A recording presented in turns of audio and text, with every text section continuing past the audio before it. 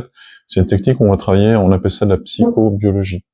C'est vraiment le biologique, le corps, avec le psychologique. Les deux sont indissociables. À un moment donné, on a séparé le corps de l'esprit. Peut-être que vous l'avez constaté, c'est compliqué d'avoir le corps d'un côté et l'esprit de l'autre, c'est pas possible. Et la psychosomatisation, on voit qu'il y a une influence de l'esprit sur le corps. Vous voyez? Mais on peut faire l'inverse aussi. Le corps peut avoir une incidence et un impact sur l'esprit. Et ça, c'est chouette. Donc, on peut travailler avec le corps. Et dans tout ce que m'avez décrit, peut-être que vous faites ça depuis quelques années déjà, mais vous devez passer par le corps. Vous pouvez parler à un psychologue pendant des heures, il n'y a rien qui va se passer. Voilà. C'est chouette de décharger un petit peu le sac et de dire, voilà, ma vie c'est ça, il y a ça, c'est compliqué, je comprends pas. C'est chouette. Mais ça. Les raisons que j'ai pu avoir, c'est que le corps qui me les a apportés, comme mercredi, c'est le corps. Hein. C'est le corps. Le corps. Mais le corps, si vous voulez, c'est votre meilleur ami. Hein. On peut l'appeler la mémoire subconsciente aussi, hein, le corps. Le corps, c'est un peu pour moi le subconscient.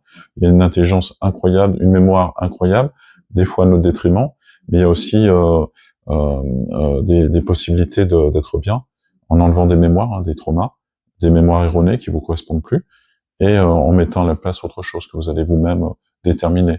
Et là, on est vraiment au cœur même de la génétique, où on peut choisir d'activer ou pas. Cancer, hein, thyroïde. Donc peut-être qu'à un moment, il y a eu quelque chose qui s'est activé, et puis vous êtes en phase de rémission a priori, et vous verrez bien.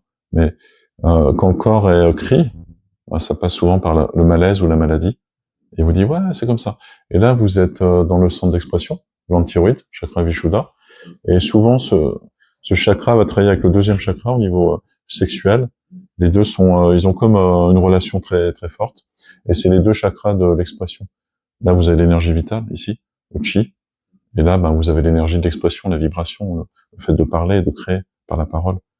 Et c'est très puissant la parole, la vibration. Donc tout à l'heure, je vous proposerai la vibration, et on verra ce que ça donne, et surtout de comprendre ce qui se passe en dedans, au-delà des mots, au-delà de ce que vous avez conscientisé. Parce que, à voir. Ce que vous dites paraît juste, paraît tout à fait crédible, mais des fois, on sait pas. Des fois, il y a des trucs à aller regarder derrière, et tant qu'on les a pas conscientisés, ça fonctionne pas, parce qu'on peut pas les changer. C'est bon pour vous?